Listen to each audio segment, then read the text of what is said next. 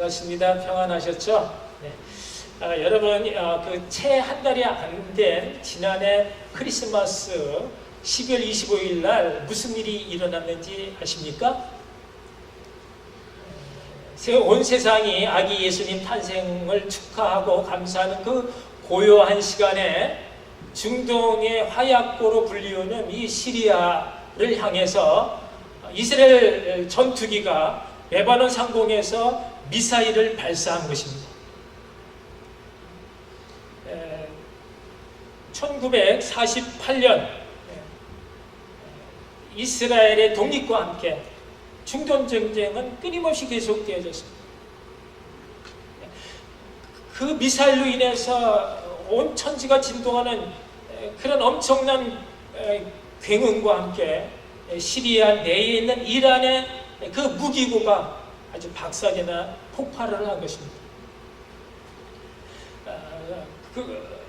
1948년 이스라엘 독립과 함께 지금까지 중동 전쟁은요 4차례 큰 대전과 함께 계속 거듭되어지고 지금도 계속 전쟁 중에 있습니다. 작년과 재작년 2년 동안만 200여 회라고 하니까 그러니까 사흘이 멀다 하고 폭탄이 터졌고요. 그로 인해서 수십만 명의 사상자와 수백만 명의 난민들이 발생이 되고 있습니다. 그리고 이 전쟁은 이제 아마 주님 오시는 그날까지 계속되지 않을까 싶습니다. 우리가 이 중동 지역을 주시하는 이유는요, 성경에 인류 마지막 전쟁이 바로 이곳 무기토에서 아마겟돈이라는 이름으로 일어날 것이다라고 예언하고 있기 때문인 것입니다. 여러분, 전쟁은 너무너무 무서운 것입니다. 그들 모두 그들의 역사 속에 치러진 그 전쟁의 아픔과 상처를 끌어안고 살아갑니다. 가족을 잃은 슬픔 없는 사람이 없습니다. 그 모든 그 풀지 못할 그 전쟁의 그 갈등과 그리고 멈출 수 없는 그 고통의 뿌리가 무엇인가? 그 역사의 현장이 바로 오늘 우리가 읽은 본문인 것입니다. 아브라함에게 두 아들이 있어 처음 난 그 아들이 이스마엘인데 그 이스마엘의 후예로 이루어진 것이 오늘날 중동의 아랍 민족인 것입니다. 그리고 이제 약속의 자녀로 탄생된 이삭의 후예가 바로 이스라엘 민족이 된 것입니다. 이 두 형제는요 다 한 집안의 한 가족이었고요. 한 피를 받은 아버지의 이복 형제들이었습니다. 그럼에도 불구하고 서로 사랑하지 못했습니다. 한 형제가 가슴에 하늘 품고 아버지 집을 나와야 했습니다.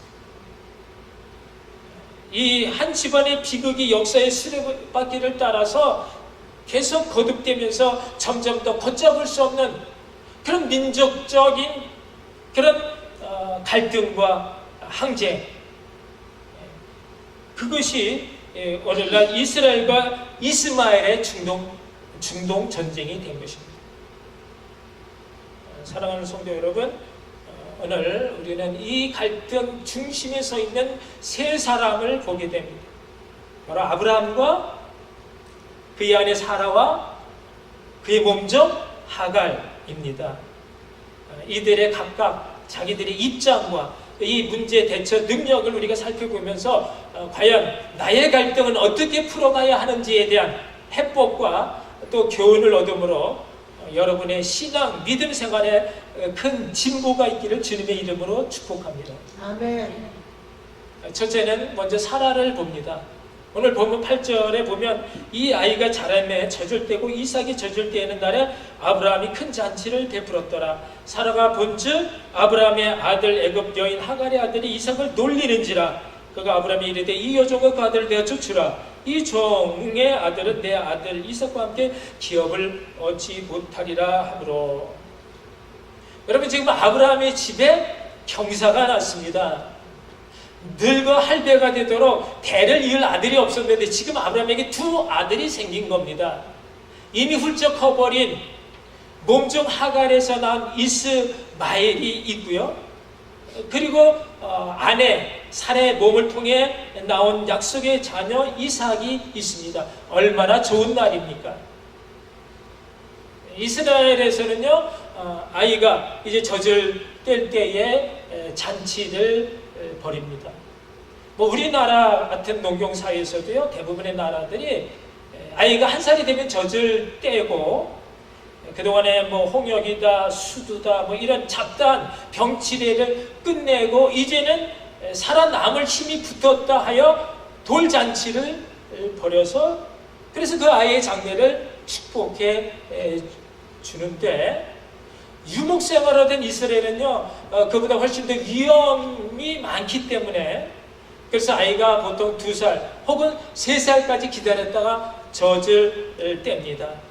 그리고 그 젖을 떼는 날 비로소 생명을 주신 하나님 앞에 감사드리며 그 아이를 가족의 일원으로 받아들이는 그런 의식, 잔치를 성대하게 열어주는 것입니다.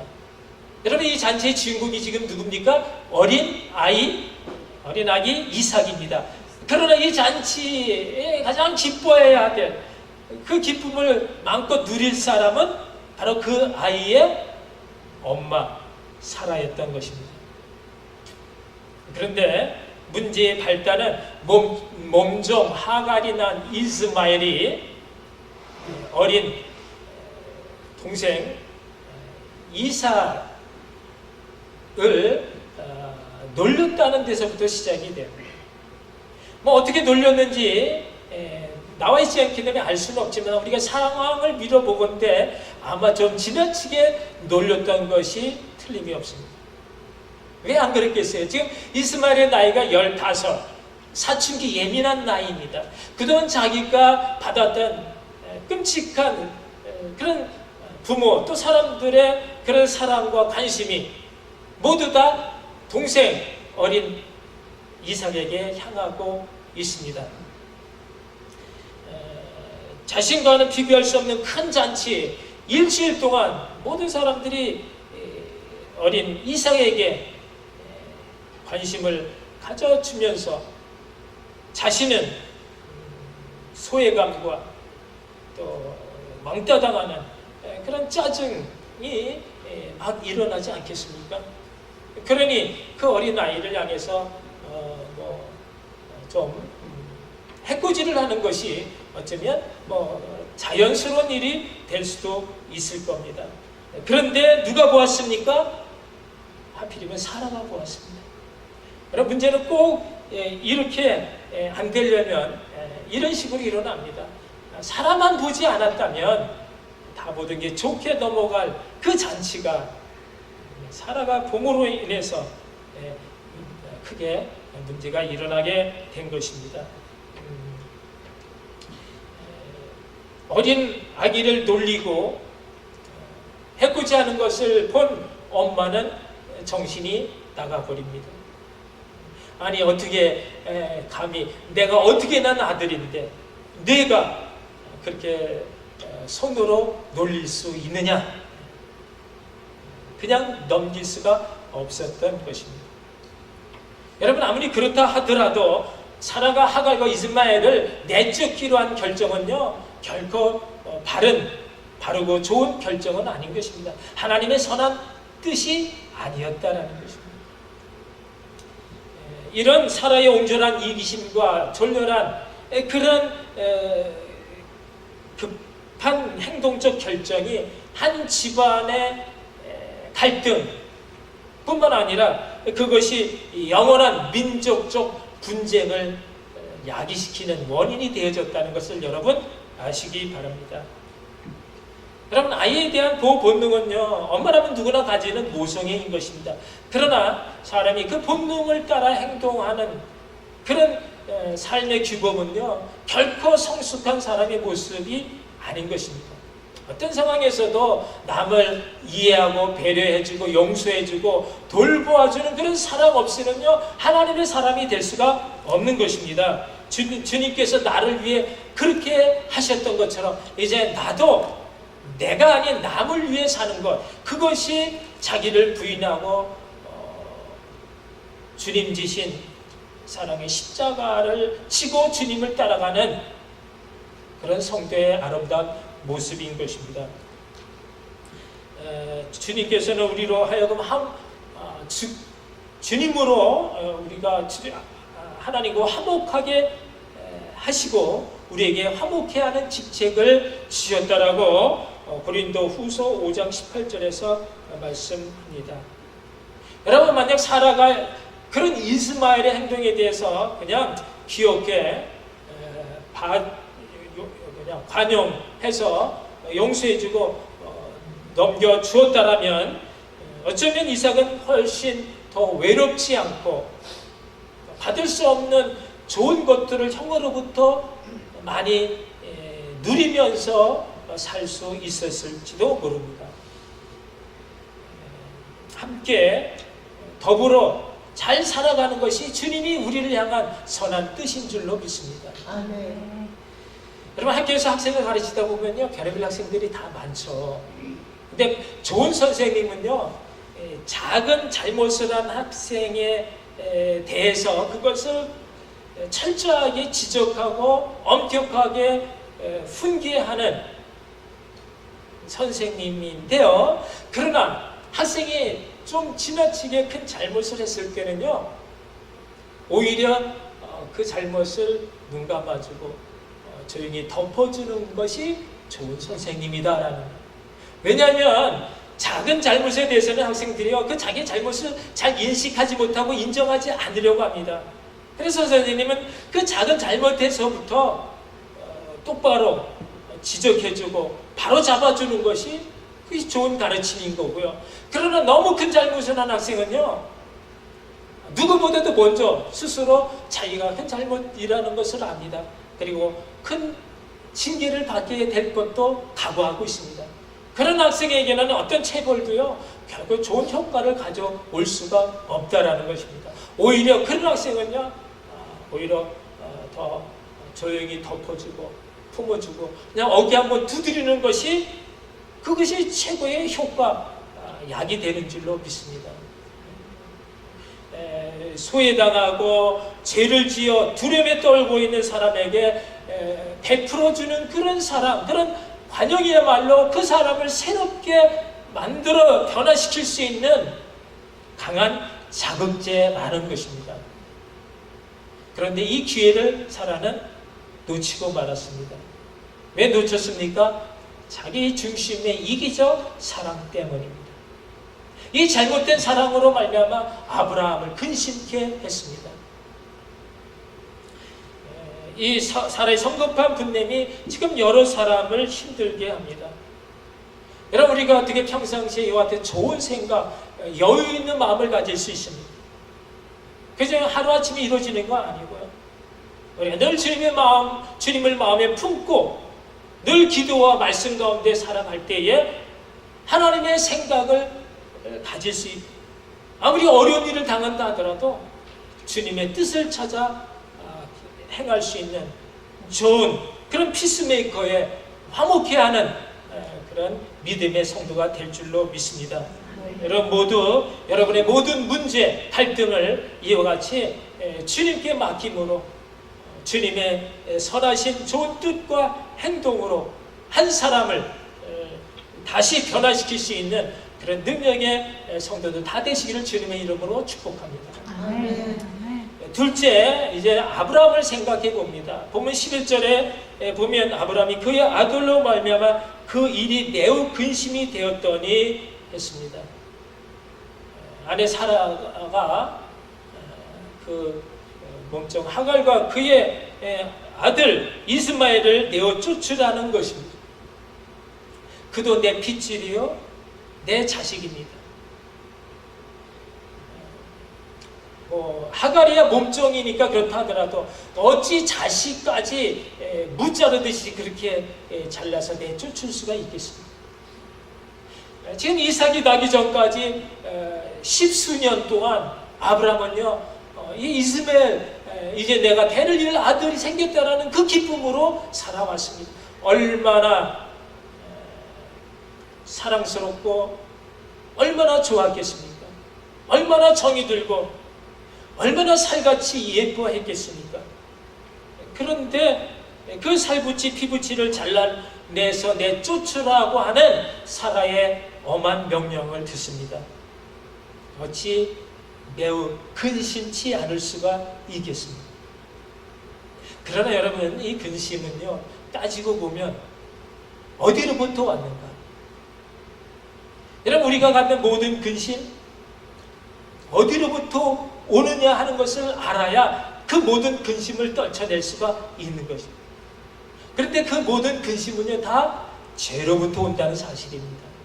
죄가 근심을 불러냅니다. 아브라함의 이 근심은요, 어떤 죄에서 시작이 되어졌느냐? 그것은 하나님의 말씀을 기다리지 못하고 아내 사라의 말에 마음을 빼앗겼던 것에부터 시작이 된 근심인 것입니다. 창세기 15장 이상 중에 임하신 하나님이 사라에게 내 몸에서 난 아들이래야 내 후사가 될지라 말씀을 하셨으면, 그 얘기를 아브라함이 들었다면 어떤 상황에서도 그 하나님의 말씀을 기다릴 줄 알아야 하는데 그만 기다리지 못하고 여종으로부터 자식을 보려 했습니다. 하나님의 생각은 아니었습니다. 사도 바울에 의하면요, 갈라디아서 4장과 로마서 9장에 이 이스마엘은요, 육신의 자녀로 여종 하갈의 몸에서 육체를 따라 났다라고 했고요. 또 이삭은 약속의 자녀라, 자유하는 여자로부터 약속으로 말미암았다라고 말을 하고 있습니다. 약속의 자녀 이삭을 더 기다렸어야 하는데 성급한 그런 인간적인 생각을 하게 되었습니다. 영으로서 몸의 행실을 죽였어야만 했는데 그만 육신대로 하갈을 받아들였습니다. 그래서 하나님의 뜻과는 상관이 없는 육신의 자녀 이스마엘이 태어난 것입니다. 결국은 근심 덩어리가 되었습니다. 여러분, 어떻게 합니까? 여러분, 우리에게 있는 이 모든 말할 수 없는 그런 근심, 걱정, 이 모든 것, 여러분, 우리가 한숨 쉰다고 해서 그 한숨을 몰아쉰다고 해서 그것이 없어지지 않습니다. 피해갈 수가 없습니다. 그런데 이 아브라함이 잘한 것 한 가지 뭡니까? 그가 가는 곳마다 여호와 앞에 단을 쌓았더라. 하나님을 가까이 한 것입니다. 하나님을 가까이 한 아브라함에게 하나님은 그 근심을 아시고 말씀을 주셨습니다. 더 이상 근심치 말라라는 것입니다. 내가 이 아이에게도 그를 통해서 한 민족을 이루게 해 주시겠다는 것입니다. 여러분, 우리가 어떤 실수나 어떤 잘못에 대해서도 어떤 범죄 또 어떤 형편의 상황에 처한달지라도 하나님은 우리를 결코 버리시거나 떠나지 않는다라는 사실입니다. 우리가 그저 정직하기만 하면, 우리가 돌이켜 뉘우치고 회개하기만 한다면 하나님은 그 모든 문제의 해법을 우리에게 주시는 좋으신 아버지이심을 여러분 믿으시기 바랍니다. 하나님이 근심치 말라 말씀하시면 그 모든 상황은 그것으로 끝입니다. 하나님이 나머지 모든 것 책임져 주시겠다는 뜻이기 때문인 것입니다. 아브라함은 그 말씀을 믿고 그대로 순종함으로 모든 근심의 굴레에서 자유케 되었습니다. 할렐루야. 아멘. 여러분, 이제 셋째, 마지막 하갈을 생각해 봅니다. 하갈이 누구라고요? 몸종이었습니다. 근데 하갈이 무엇을 잘못했습니까? 왜 쫓겨나게 되었습니까? 그것은요, 아들 이스마엘이 어린 동생 이삭을 놀렸다는 그것이 문제였다라면 여러분, 그 어린 이스마엘이 왜 그와 같은 행동을 할 수 있었을까요? 그 책임이 그 엄마 하갈에게 있다라는 것입니다. 여러분, 어린아이는요, 자라면서 부모를 보면서 배우는 것입니다. 이스마엘이 어린 이삭을 그렇게 심하게 놀릴 수 있었다는 것은 그만큼 그 엄마 하갈이 평소 조심성 없이 자기 하고 싶은 대로 하는 것을 보았기 때문에 내가 이렇게 해도 되겠구나 라고 생각을 한 것입니다. 한마디로 교만함이었습니다. 자신의 주제에 파악에 문제가 있었습니다. 못나서 쫓겨난 것이 아니고 너무 잘나서 쫓겨난 것입니다. 자신의 신분이 무엇입니까? 애굽에서 팔려온 몸종 하녀였습니다. 그런데 여주인 사라의 은택을 입어서 아브라함의 이제 첩이 되어질 수 있었습니다. 그때로부터 하갈의 삶이 완전히 달라진 것입니다.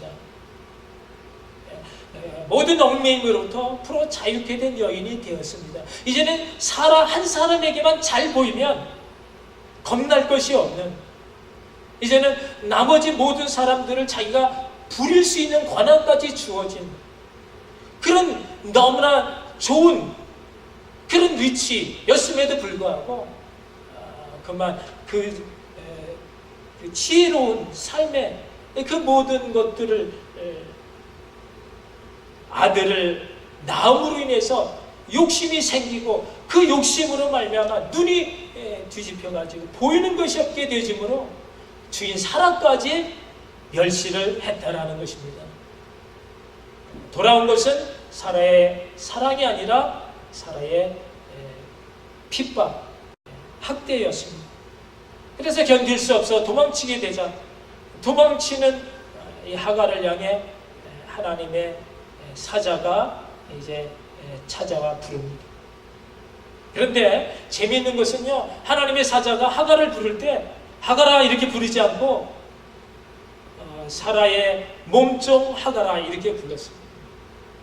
그러니까 너의 주제가 무엇이냐는 것을 제대로 알라라는 것입니다. 돌아가서 그 수하의 복종하라는 말씀을 듣고 돌아갔습니다. 여러분, 교만은 멸망의 선봉이고 겸손은 존귀의 앞잡이라 했습니다. 베드로전서 5장 6절에도 그러므로 하나님의 능하신 손 아래서 겸손하라, 때가 되면 너희를 높이시리라.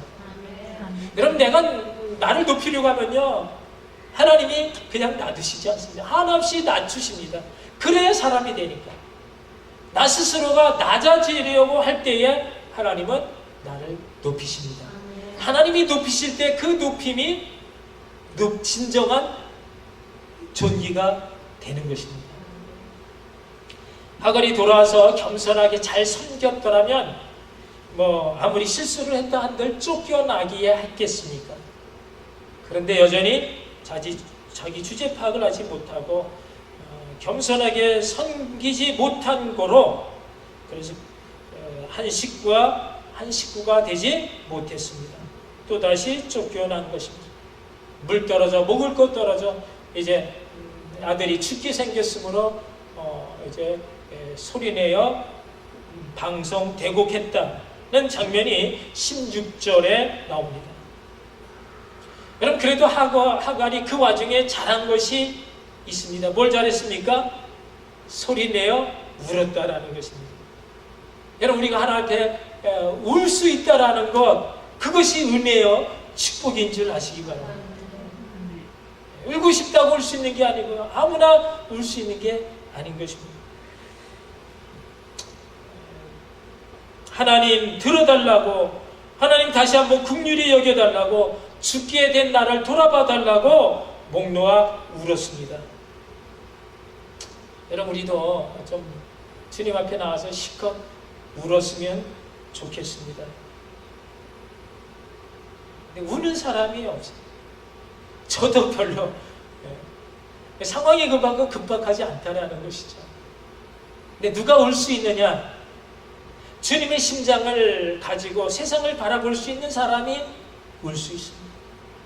주님의 그 크신 사랑 앞에 자신이 얼마나 연약하고 보잘것없는 죄인인가를 깨달은 볼 수 있는 그 사람이 울 수가 있습니다. 주님은요, 견딜 수 없는 그 무거운 십자가를 우리를 위해 지고 골고다 언덕을 오르시다 그만 북 쓰러지면서 그런 자기를 위해 가슴을 치며 슬피 울며 따라오는 그 무리를 향해서 주님은 예루살렘의 딸들아, 나를 위해 울지 말고 너희와 너희 자녀를 위해서 울라 말씀하셨습니다. 예수님은요, 죽음으로 향해 가는 그 절체절명의 그 고통 속에서도 자신이 아닌 이 땅에 남아있는 영혼들을 생각하신 것입니다. 여러분, 우리가 어떻게 해야 된다고요? 울어야 합니다. 주님의 때가 이르러 주님 앞에 나와 우리 자신과 우리 자녀들을 위해 이 악한 세대를 향해서 주님의 심장을 가지고 울 수 있는 그런 눈물의 선지자, 영적인 예레미야가 다 되시기를 주님의 이름으로 축복합니다. 아멘. 사랑하는 성도 여러분, 열국의 어미 사라는 이삭을 주신 하나님께 이삭을 온전히 맡김으로 좀 더 관대한 처분, 사랑으로 허물을 덮어 주어야 했고요. 믿음의 조상 아브라함의 근심은 사람의 소리를 듣는 데서부터 시작되어졌고 사람의 소리에 귀를 기울임으로 더 깊어만 갔습니다. 끝까지 하나님의 소리를 기다려야 했습니다. 몸종 하갈은 주제 파악을 제대로 하고 겸손히 잘 섬겨야 했습니다. 그렇다면 여러분, 지금 나의 이 믿음의 자리, 신앙의 모습은 어떻습니까? 어떤 문제, 어떤 갈등 앞에 내 기분, 내 감정, 내 유익이 아닌 주님의 뜻, 주님의 말씀을 떠오르며 사랑이라는 그 커다란, 그 엄청난 권위 앞에 무릎을 꿇고 있는가 말입니다. 오늘 주님께서 이 아침 말씀하십니다. 사랑하는 자들아, 하나님이 이같이 우리를 사랑하셨은즉 우리도 서로 사랑하는 것이 마땅하도다. 기도하시겠습니다. 오늘 주신 말씀 다시 한번 우리 심령에 새기면서 나는 어떻게 살아가고 있는가, 어떤 문제, 어떤 그런 갈등 속에서 내 생각, 나 먼저, 내 유익을 쫓아 그렇게 주님의 뜻과는 주님의 말씀과는 상관없이 살은 적은 없는지, 내가 과연 하나님의 자녀 성도로서의 거룩한 모습을 띠고 좀 더 관용과 용서함과 용납함으로 어렵고 힘든 사람을 품고 새롭게 할 수 있는 능력으로 살았는지 한번 주님 앞에 자신을 돌이키면서 그런 믿음의 사람 되게 해달라고 다시 한번 주님께 부르짖겠습니다. 사랑의 주님, 은혜를 감사합니다. 오늘도 주신 말씀이 우리 심령을 쪼개게 하시고 적셔지게 하시고 또 새롭게 하여 주셔서 주님, 우리 안에 있는 주님을 드러내게 하시고